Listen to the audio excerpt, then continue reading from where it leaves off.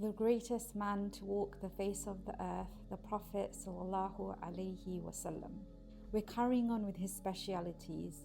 Part of his specialities was his physical appearance. There are some beautiful descriptions of the physical features of the Prophet sallallahu alaihi wasallam. Firstly, we're going to go through some hadith. The Sahaba could not describe how he looked. First, I want to start with the hadith of Rubayya binti Ru'awf. She is a Sahabiyat, and it is narrated that her son was asking her, how did the Prophet sallallahu alaihi wasallam look? And this was many years after he passed, and she is now an old lady. This is what she narrates. She said to her son, Ya Bunay, if you were to see him, you would have thought the sun was rising. Ka'b ibn Malik, another famous companion, describes the Prophet ﷺ as the moon. He said, if you were to see the Prophet ﷺ happy, his face would light up as if it was the full moon.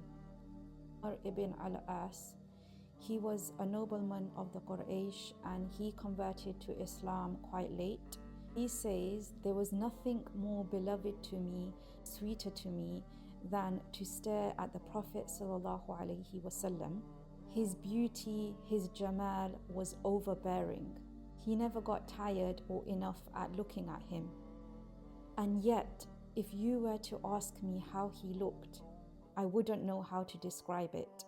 Because along with this desire to stare at him, there was this awe that was emitting from the Prophet sallallahu alaihi wasallam that will stop you from being able to look at him for a long period. So because of this awe, you could not stare at him directly, and you would be forced to lower your gaze.